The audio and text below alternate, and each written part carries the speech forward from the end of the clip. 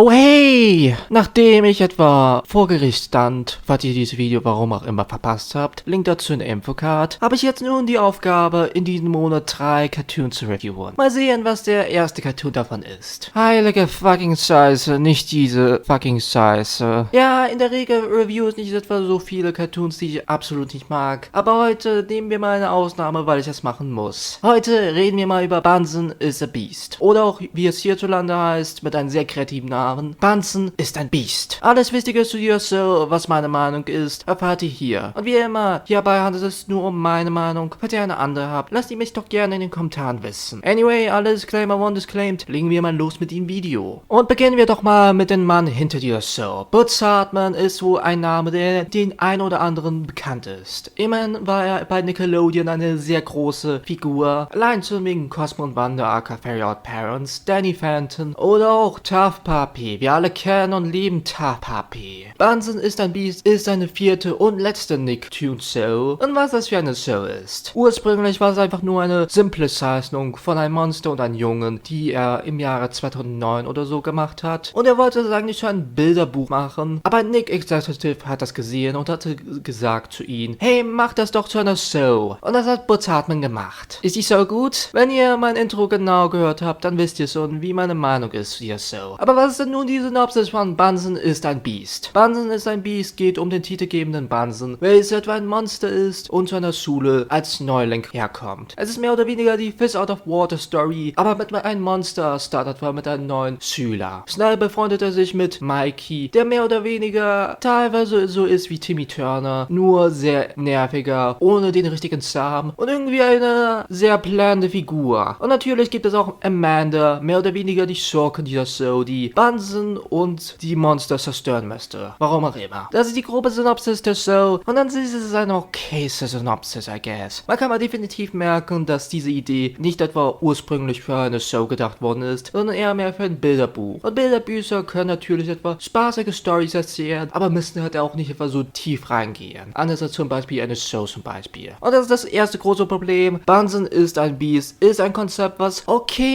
ist, aber auch nach einer Weile ganz schnell alt wird. Es ist ein simples Konzept und an sich können etwa solche simple Konzepte funktionieren. Ich bin der Meinung, dass die meisten Konzepte für eine Show relativ okay sein können, aber dennoch fantastische Auswirkungen haben. Es kann zu einer fantastischen Show werden, aber Bunsen ist ein Beast ist da nicht ambitioniert und bleibt eher mal auf die Stufe und erzählt uns relativ planende, generische Story, die wir irgendwo mal schon wieder mal gesehen haben. Und das ist auch wirklich das große Problem dieser Show. Es sind alle Stories, die man irgendwie kennt, die man irgendwie gesehen hat in einer Form und die auch etwa nicht wirklich gut etwa umgesetzt werden. Viele Stories werden auf einer sehr generischen Art und Weise umgesetzt und wenn das nicht der Fall ist, werden die auf einer sehr inkompetenten Art und Weise umgesetzt. Und das ist irgendwie überraschend, da manche dieser Plots super einfach ist. Vor allem für so jemand wie Butch Hartman, der es liebt, seine Plots immer mal wieder irgendwie zu reusen. Man sieht das etwa an Fairy Odd Parents, da wurden schon manche Plots ab und zu ein wenig ausgeschlachtet, zu einem sehr nervigen Degree. Und nervig ist ein gutes Stichwort, denn Bunsen ist ein Beast ist eine absolut nervige Show. Und warum ist es so nervig? Nun, das hat viele Gründe. Ich habe schon etwa die Charaktere angesprochen. Die Charaktere sind halt auch etwa sehr simpel gestrickt. Und das per se sind simple Charaktere jetzt auch nicht was Schlimmes. Durch simple Charaktere kann man etwa eine gute Story manchmal erzählen oder zumindest eine gute Comedy erzählen. Und Bunsen ist ein Beast ist per se eine Comedy. Die Comedy ist leider aber typisch für Butch Hartman. Mehr oder weniger zwei Dinge. Erstens der Joke, oh, das ist passiert. Wenn das eigentlich nicht passieren sollte, lach doch mal, das ist eine Subversion. Das passiert immer. Dann haben wir natürlich auch die Random Jokes, die einfach keinen Sinn ergeben. Und an sich mag ich etwa Random Jokes, falls ihr von diesem YouTube-Channel was gehört habt. Random Humor kann manchmal wirklich sehr witzig sein, aber es braucht irgendwie eine Route. Es braucht irgendwie was, worauf es etwa aufbauen kann. Und bei Bunsen ist ein Beast, gibt es etwa so eine Foundation, um diesen Joke gut aufzubauen? Halt absolut nicht. Und deswegen fällt der Joke, zumindest für mich, vielleicht ist das für euch anders, flach. Und ich habe gelogen, es gibt eigentlich noch eine dritte Sorte an Butch Hartman Jokes. Die Guy Moon Jokes. Guy Moon ist ein Main Composer für fast jede seiner Shows und er ist ein guter Composer. All seine Tracks sind sehr solide und auch in dieser Show hat er eigentlich sehr solide Tracks. Das Problem hier aber kommt, dass Guy Moon nach einer bestimmten Weile mehr oder weniger die Tracks genutzt werden, als wären das etwa Jokes als solches. Denn diese Show war es eine Sache, die die es etwa sehr gern mag. Und zwar ist es niemals leise zu sein. Geil Moonstrikes werden mehr oder weniger immer und immer wieder genutzt, um etwa die Punchline von irgendeinem Joke zu sein. Und so funktioniert das nicht. Natürlich können manche musikalische Tracks zu einer guten Punchline werden. Und das gab es auch etwa ein paar Fälle in Very Odd Parents. Oder auch in ein paar der anderen Bozaatman-Shows. Aber leider gibt es hier so einen Fall absolut nicht. Jeder Nutzen von den Tracks als eine Punchline ist mehr oder weniger ein super Versuch, irgendwer einen Lacher zu bringen, weil hahaha, komischer Sound, den ihr alle irgendwo kennt aus einer Bozaatman-Show. Ist das nicht super quirky und witzig? Nein, Mr. Hartmann, das ist es nicht. Das ist es nicht. Und da hört die Nervigkeit dieser Show auch nicht etwa auf.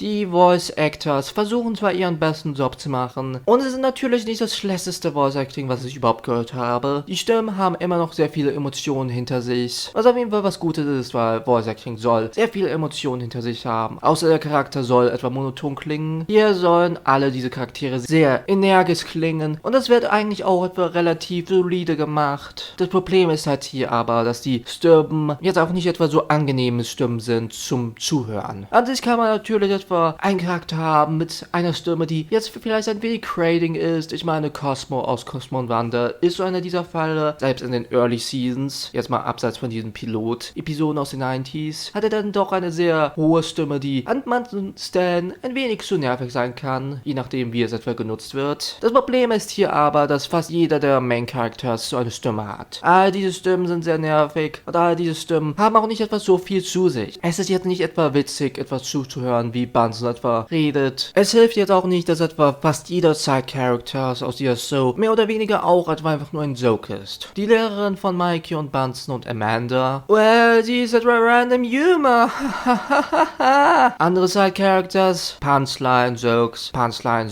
All diese Charaktere haben nicht etwa wirklich viel zu sich, außer einfach nur ein Joke zu sein. Und bei sie, wenn es eine Comedy ist, gibt es natürlich Charaktere, die relativ flach sind und einfach nur dafür da sind, um ein Joke zu delivern oder auch eben ein Gag zu sein. Ich meine, Scratch aus Ice Age ist mehr oder weniger ein Gag-Paar. Beispielsweise nehmen wir mal Scratch aus Ice Age. Er ist ein Gag-Charakter, aber dennoch hat er deutlich mehr zu sich, als einfach nur der Gag zu sein. Größtenteils ist er einfach nur ein Gag, aber es gibt auch da bestimmte Dinge, die ihn charakterisieren. Und diese Dinge existieren halt bei fast gar keinen Charakteren in Bunsen ist ein Beast. Und wenn sie existieren, dann sind das einfach nur sehr minor things, die auch nicht etwa so wirklich viel adden. Wirklich viel mit den Charakteren wird halt leider nicht gemacht. Und das finde ich schade, denn eine gute Comedy lebt von guten Charakteren auch. Natürlich, nicht jede Comedy braucht etwa wirklich fantastisch charakterisierte Charaktere. Aber nehmen wir doch mal Cosmo und Wanda als Beispiel. Butch Hartmans erste Nicktoons Show und eine sehr kultige. Ich meine, die meisten kennen von euch diese Show oder haben irgendwelche nostalgische Gefühle zu dieser Show. Und auch wenn ich jetzt nicht der größte Fan von dieser Show bin, selbst in seiner Golden Age, versteht mich nicht falsch, es ist eine gute Show, aber jetzt auch nicht einer meiner absoluten Favoriten vom Network. So doch finde ich, dass diese Show ein gutes Beispiel ist, wie man das etwa hätte machen können. In seinen earlier years gab es sehr viele Charaktere, die zwar an sich etwa mehr oder weniger manchmal als Joke fungieren können, aber dann doch ein Weg mehr zu sich haben. Natürlich, so viel jetzt auch nicht, aber es ist auf jeden Fall ein bisschen mehr als etwa hier bei Bunsen is a Beast, wo es einfach nur, hey, der Charakter ist dieser Joke und der Charakter ist dieser Joke. Das bringt jetzt nicht einfach wirklich für viele erinnernswerte Sidefiguren, wie es zum Beispiel bei Cosmo und Wanda der Fall ist, oder auch bei einer anderen Butch Hartman Show wie Danny Phantom. Und ich habe noch nicht mal über die Animation geredet. Die Animationen